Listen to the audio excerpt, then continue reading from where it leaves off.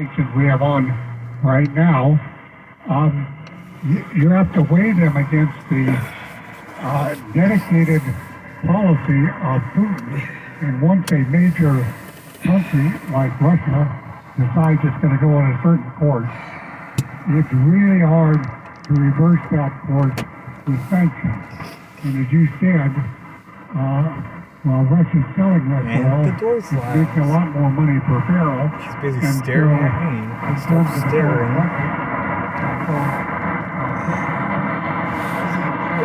Stares at me.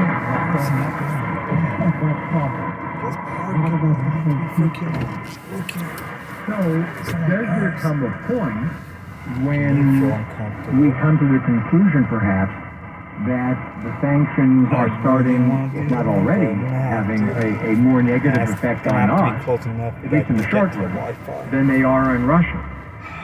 Well, the Europeans were afraid of this right at the beginning because, of course, they are much more reliant on Russian oil and gas and other products than we are. We have very little direct trade with Russia.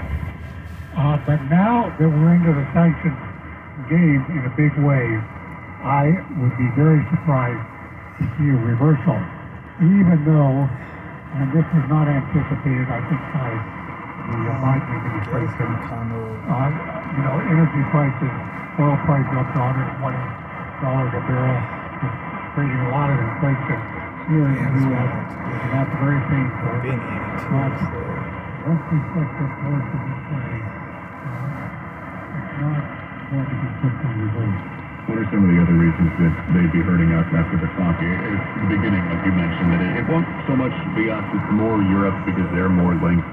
Is it that so many companies just pulled out, abandoned Russia entirely? The Bloomberg article talks about, self-sanctioning almost, saying, I wash my hands of everything over there. You're right. I was impressed that so many U.S. companies withdrew, and about 1,000 big companies in total have withdrawn from Russia, and they've taken a big hit, about $60-70 billion of losses they've taken. So that's very painful. But in addition, Russia is quite a supplier of grain, and there are parts of the world that are very dependent on grain, both from Russia and Ukraine, which of course is blocked, and hunger is quite prevalent. I'm talking about parts of Africa and the Middle East. And these countries aren't happy with what's happening. And in part, they blame the U.S. So I think foreign policy concerns for what's happening in other parts of the world is also playing into President Biden's calculations.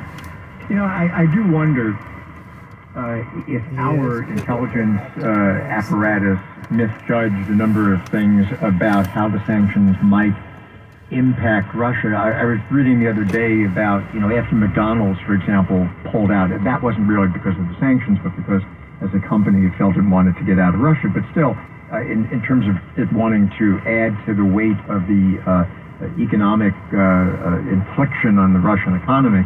But the thinking apparently was that once, McDonald's pulled out, because years ago Russia had to import to the country all the raw ingredients, it would hurt them. Instead, it turns out that the Russians over the years have managed to produce the raw ingredients to make the jumbo hamburgers and the fries, and so they're just doing just fine by renaming the 800, I think, plus restaurants throughout Russia.